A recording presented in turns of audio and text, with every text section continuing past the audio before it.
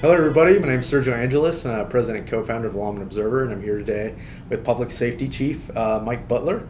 Welcome. Thank you. So I'm here today to talk to you about homelessness. As you're aware, there's been a viral video here in Longmont that depicts a building here in town with several homeless equipment and just where they've been staying. So what are your thoughts on that and the current homeless situation in Longmont? Well, yeah, thanks, Sergio. And some people think that building was an historic building in this community and actually served as a jail. And one of the first things I want to say is that's not the case. The other thing is we are working with the owner of that building to try to get that building demolished. Okay. If anyone's been by that building, it's a very dilapidated structure. There's lots of plywood, there's lots of glass, there's lots of sharp needles, and it's very unsafe. And you're right. Within the building itself, there's trash, there's lots of litter, there's hypodermic needles, there's personal clothing and equipment from people who have stayed within that structure. They're no longer there. We found out about this structure from the owner and from some neighbors of that structure a few weeks ago. We have told everyone who was there that they can no longer stay there, that the building will be demolished soon. So the owner is in process of getting a permit and demolishing that building. Okay. But I also want to say, Sergio, that place is one of many, many places in this community that looks just like that place. Whether they're encampments along the river, whether there are other structures that have been abandoned in the past for other reasons.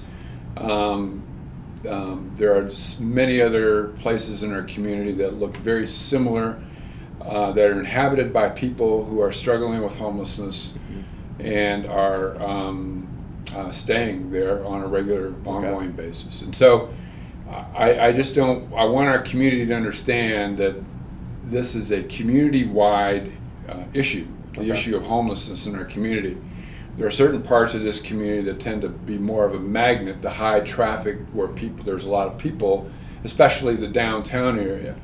But many parks, there are many parks in our community that are also where folks struggling with homelessness are staying. And I don't know what I don't want to necessarily do is say that because someone is struggling with homelessness, that they are a problem, so to speak. I never used phrases like you're homeless or you're addicted or you're mentally ill. That's describing people as a problem to be solved or through the lens of their deficiency. There's no question that these folks are experiencing and struggling with homelessness. And unfortunately, what swirls in that mix are folks who are struggling with addiction and struggling with their mental health. And so, but that social issue is very much present in Longmont. Many of us in public safety can remember not too long ago where there may have been maybe people we could count on one hand that were struggling with homelessness in this community, that were chronically homeless, that lived on the streets and under bridges in our community. That number has burgeoned to several hundred people. Okay. Last year, Longmont Police summoned and/or arrested 855 people struggling with homelessness. Our fire services and AMR transported close to 550 times people struggling with homelessness. It's gotten to the point where public safety is just about overwhelmed with our response and necessary resources for folks struggling with homelessness and this social issue. About 50% of the resources that we use in our patrol division on most days is used responding to people struggling with homelessness. Over 50% of the use of force incidents we have in our community are with people struggling with homelessness. A couple of weeks ago, we had an incident that could have turned deadly that occurred on the north part of our community. Someone struggling with homelessness had committed a couple of crimes. We were called. That person wielded a knife and jabbed it at police officers and feigned that they were going to attack. He was going to attack police officers. Where our police officers handled those circumstances about as good as they could have handled it. They ended up tasing that person. It's a set of circumstances, and by the way, it was filmed. It was on video. It was a set of circumstances where deadly force could have been used justifiably, but we didn't. And so, but that's an example where the use of force with someone struggling with homelessness was pretty dire and pretty concerning for us. We've seen over the last 5 years a significant increase in crime from folks struggling with homelessness. Predatory crime, violent crime, property crime, arsons. We just had an arson last night out on East Longmont that started with an encampment from folks struggling with homelessness. We were able to get there in time and put out the fire, but we've had a number of arsons committed by folks struggling with homelessness. And so there's the concern is growing, and the concern is getting to a point where I think our community needs to respond to this in ways that perhaps we haven't responded to it in the past. And I know I may say some things today that may not be overly popular with folks, but this is a community I love. I've lived here for 40 years, and I've been doing the work I'm doing in this community for the last 25 years. And so I say this as much out of caring for this community and in the role that I play and there's really no other motive, but we really want to try to figure out how to stem the tide, if you will. I'm familiar with other communities where I've seen the evolution of homelessness grow and change, and frankly, what they're doing in those communities has not stemmed the tide of homelessness. And that leads me to another point. Longmont is not unique. If anyone thinks they can go to a community around us and not find people struggling with homelessness, they're wrong. In fact, this might be a social issue that the vast majority of communities in our country are dealing with, but I'm only focused on what's going on here in Longmont. And every day, our police and fire staff see new people coming into our community, and so people struggling with homelessness. And I think we have to take that into account in terms of why is that happening, and why are people coming to Longmont from other communities and other states. I know that there's been some information or perhaps a rumor that Denver actually buses their people struggling with homelessness to Longmont. Let me just say that's not true. And if you go to Denver on any given day, you will find literally thousands of people struggling with homelessness on the streets of Denver. You go to Boulder, you'll find lots of people struggling with homelessness in Boulder. Loveland, Fort Collins, again, it's not unique to Longmont. And but I think we have I think we have a big enough social issue in this community that we really need to begin to look at it in a different way, have a different conversation, and come up with some solutions that we haven't thought of before. And so one of the things that I really like and enjoy about our community, and I think it's what makes this community great, I think, is the fact that we have so many people in this community that want to help, that want to make a difference, that have gifts to offer, have talent, skills, resources that they want to offer. And so that is alive and well and prevalent in this community. And I think folks struggling with homelessness, folks struggling with their mental health, folks struggling with addiction, I think it's going to take that kind of goodness and those kinds of gift skills to really stem the tide and really deal with the issue of homelessness in our community. But I also think there's an important ingredient in the formula or in the template or model of responding to homelessness that we are missing. And that is one of, I'll just call it one of accountability. Okay. The narrative for people coming to this community is Longmont has a lot of great services. And it does, because we are a great community full of a lot of goodness. And so I think I'm convinced, and so are a lot of other folks, that that's one of the reasons why we're seeing new people every day come to this community, because this community does have a lot of services to offer. And so I don't want to minimize those services at all. I am happy that those services are here, but I also think we need to add the component of people being accountable.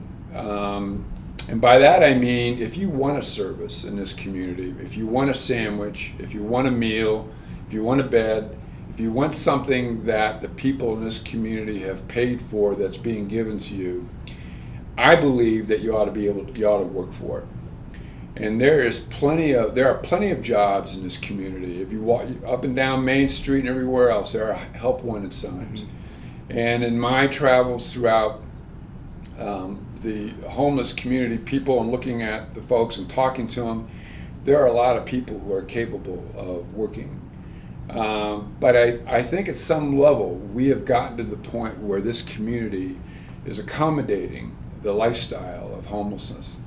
And anytime I think a community gets to that point, and there's just a number of people who are not working, and frankly are able to get services without any responsibility or without any kind of reciprocal accountability to this community, I think that lends itself to this community degrading at some level. And I also think it lends itself to why this community has been a magnet for folks struggling with homelessness. And so that's where I'm coming from in terms of the missing piece. And I know that there's ways of being able to organize systems and ways and structures to ensure that people are working. I also think that lends itself to something going on inside of somebody when they know that what they're getting for free, a service they're being provided, whether it's a meal, a bed, a shower, whatever, if they know that they have to work for it, if they know that, and they do in fact do that, that we're actually, I think, positively impacting the dignity of people. And I think, I wonder sometimes, and I tend to believe that that's a missing link for a lot of folks struggling with homelessness, their sense of dignity. Do they feel appreciated? Do they feel valued? Do they know their voice counts, their thoughts matter? Do they even get close to believing that their humanness is valued? And given the circumstances as they are now, I just don't think that's the case. And so one of the concerns I have is the lack of dignity that a number of people have, because they don't feel that about themselves. And they see themselves as a problem to be solved.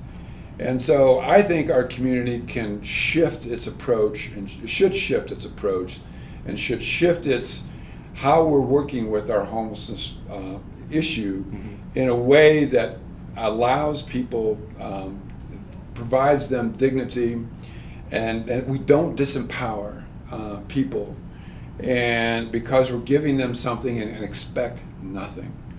And I think that's the missing ingredient. I really do believe that's the missing ingredient. And so one of the things I'm really trying to foster and bring about at some level, and I'm not the only one, there's a lot of folks thinking this way, is that development. And I think if the narrative around this community, from folks struggling with homelessness all over the state and all over the country, that if you go to Longmont,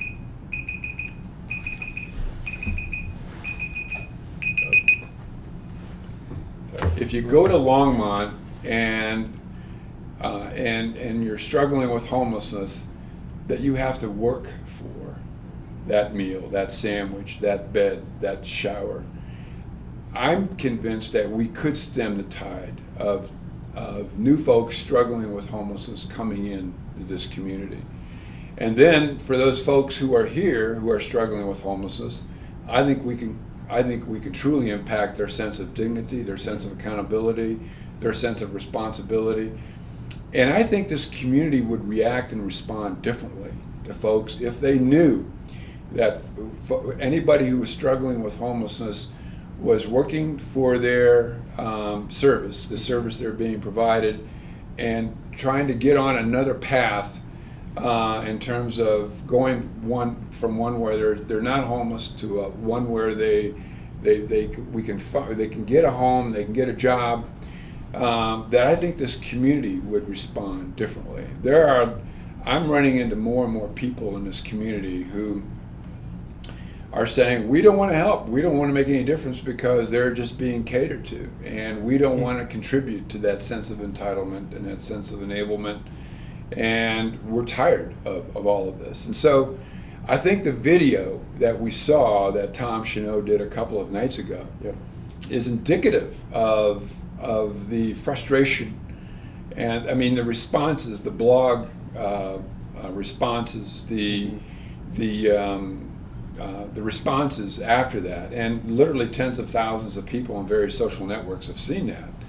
I think it's indicative of the frustration that people are feeling in this community, and I think we can turn that frustration around if people knew that folks that were being served those kinds of services were actually being accountable and being responsible, and were working and giving something back to our community. And so it's not something that's overly difficult, but I think it's a missing ingredient, it's a missing component to what we're doing. And so I don't want to make it sound like we shouldn't be giving services. I am all for helping people who are disenfranchised, marginalized, can't help themselves at some level. I'm all for that, and been involved in a number of projects with those kinds of attributes attached to them. But I also think that sense of responsibility, that sense of accountability has to get a lot more powerful, and has to be a lot more prevalent, and the narrative needs to change around what's going on in terms of this community's approach to people struggling with homelessness. Can you just give a quick overview of some of the programs that you guys already have in place? I think the Angel Initiative, just for people that are not aware of those. Yeah, sure, certainly. And one of the things that we've done and we've made very clear is that we will only serve those folks who have roots in Longmont. We have received requests for these kinds of services from all over the county and from beyond the county. And we have already made it very clear to everyone that we will only serve those people who have roots in Longmont. But that is the Angel Initiative. The Angel Initiative is a program that serves those folks struggling with addiction. And I've seen and heard a lot lately, especially related to this video, that we have a huge drug issue in this community. Well, we don't have any bigger of a drug issue than any other community. And maybe the kind of drug we use might be a little bit different, but we don't have any bigger or any smaller of a drug issue in this community than any other community has. But we have an issue with folks struggling with addiction. And so in January of 17, Public Safety opened its doors and said, if you are struggling with addiction, if you come to Longmont Public Safety, we will find you addiction treatment. And we have, for everyone who has come into our facility and basically waved a white flag and said, I'm struggling with addiction, I want services. First of all, it takes a lot of courage to do that. And people who come to the police department and say, help me with my addiction, mean it. We have not run across one person yet who really sincerely doesn't want help for their addiction. With that, we have been able to, we've developed agreements with over 100 addiction treatment service providers in the entire area that are willing to provide treatment, most of these addiction treatment service providers are for-profit. There are some nonprofit, but the vast majority are for-profit. And they've agreed to provide free treatment for anyone who's struggling with addiction that comes through the Angel Initiative. And so we've treated approximately 100 people. We've provided treatment for approximately 100 people. And that number is rising faster because more people are finding out about it. Mm-hmm. But we also know that we want these folks, when they come back, to also enter into this realm of being accountable and responsible. And so we do have angel employers, people who are willing to employ people in recovery. And we also have a group of citizens in the community that are trying to find housing for people as well. So housing is a big issue. There's no question for that. I mean, given the state of real estate and what's going on in terms of how expensive it is, and that this is such an attractive area, vacancy rates are small and rents are high, and so we know that. But and by the way, about 50% of those folks who came through the Angel Initiative are people struggling with homelessness. And we have stories of people who we've actually responded to, police and fire have actually responded to literally hundreds of times, that we're no longer responding to, by the way. And we've given them tickets and arrested them many times. Well, they found the Angel Initiative and we're no longer dealing with them. So that's one program.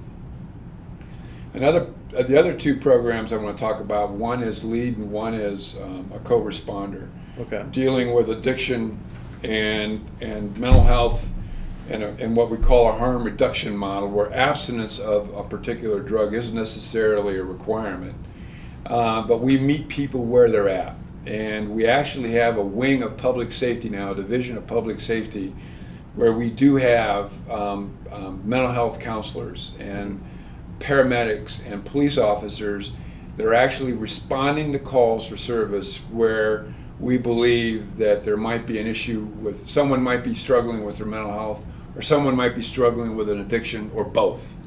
And so we are responding to those kinds of calls for service. A couple of weeks ago, as I recall, the number of calls that we went on in 1 week were like 130 calls, where we would have normally sent a patrol officer, but we actually sent those groups of people, those teams of people, the mental health social workers, we don't have a paramedic yet, but we're about ready to hire one, and peer support specialists and police officers, and have been able to de-escalate, calm, and help people find services, find networks, and find support. So those two programs, as well as the Angel Initiative, are things that Longmont Public Safety is doing. But I just want to make it very, very clear that we only serve those people who have roots in Longmont. One of the other concerns that, and kind of going back to this video, that people had was what they perceived as a lack of enforcement by police. And I can assure you that that's not happening. But I also want to say that we think good and wise discretion is important as well. It hasn't been unusual for me to go out into the community and talk to someone who's struggling with homelessness who won't pull out a wad of tickets that they've received and actually see it as a badge of honor and say, look, Chief, what I've got, and like it's no big deal for me. And so our officers know that that's part of the dynamic. They also know that when they issue a ticket or make an arrest and there's a potential future court date, that person who's struggling with homelessness, who's gotten that ticket or summons, there's a good chance that person won't respond to that court date. And so we end up down the road, if we contact that person again, with what we call a failure to appear, a warrant, and then we have to arrest those people. Well, that takes a tremendous amount of time for us. And as I said before, our patrol division, about 50% on a lot of days that we're doing our work as a patrol division, is consumed by responding to people with homelessness. But I also want to say, as I said earlier, that we ticketed and arrested in 2017 closing in on 900 folks struggling with homelessness in our community. And this year we're closing in already around 400. Wow. And so we are active, we are involved, but we're also using discretion. And that discretion is a function of the officers thinking around, well, is there an immediate or long-term safety issue with how I deal with this person? That's a factor. Another factor is what's best for this person in terms of how they are in the community at that point in time. And then certainly I just want to make it clear that we have a lot of other public safety responsibilities that this community needs us to work on beyond the issue of homelessness. And so the officers have to take that into account as well. And so we have issued a lot of tickets. We've made a number of arrests. But the other part of this is I've seen a lot of communities criminalize these issues in certain kind of ways, or the residuals of these health and social issues. And I've arrested and summoned people to the max. And that has not solved the homelessness issue in that community. And while we might be able to go to a certain part of the community, like a certain park or an area of the business community, and with extra patrols, provide more police services, perhaps more tickets and more arrests, the only thing we're doing is pushing that problem to somewhere else in the community. Because even if we arrest or summon somebody, those folks will go through the criminal justice system and come back out in a very short period of time. And that results in, when we see people who are willing to show their badge of honor, their wad of tickets, saying, look how many tickets I received. Yeah. No big deal. So the criminal justice system, while we believe that public safety is a part of the solution, a lot of people believe that it is the solution. And what we're saying is that no, it's not. It's not. That's the response. Having a criminal justice system response has not worked anywhere else. All we typically do is further disenfranchise or marginalize people, and we push the problem somewhere else in the community. We overwhelm an already overburdened criminal justice system, and these people kind of rotate in and out and come back into our community with their badge of honor. And so we have to come up with something much different than what we've done so far. Again, I think the services we're providing, we need to provide. But I also believe that we need to somehow impact the dignity of people in a way that they want to be self-accountable. They want to choose accountability. They want to choose responsibility. They want to give back to this community. I believe we can do that. But I also believe we need to say, you're not going to get a service unless you're willing to give back to this community, unless you're willing to make a difference. And that way, I think the community would respond differently. And I think the people who want that service would respond differently. I think there's some wiring inside of individuals that would begin to change if they knew that, hey, I'm working for this. This is making a difference.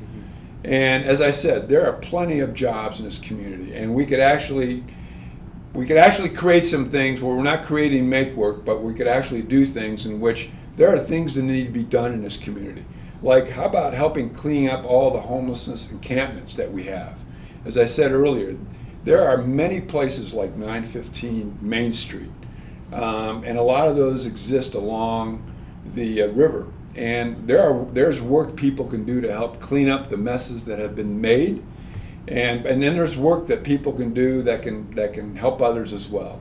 So I just think our community needs to figure out how we can do that, and I'm convinced that the narrative will change around people coming into this community, because Longmont's this kind of community. You got to be responsible, you got to be accountable. There's nothing free.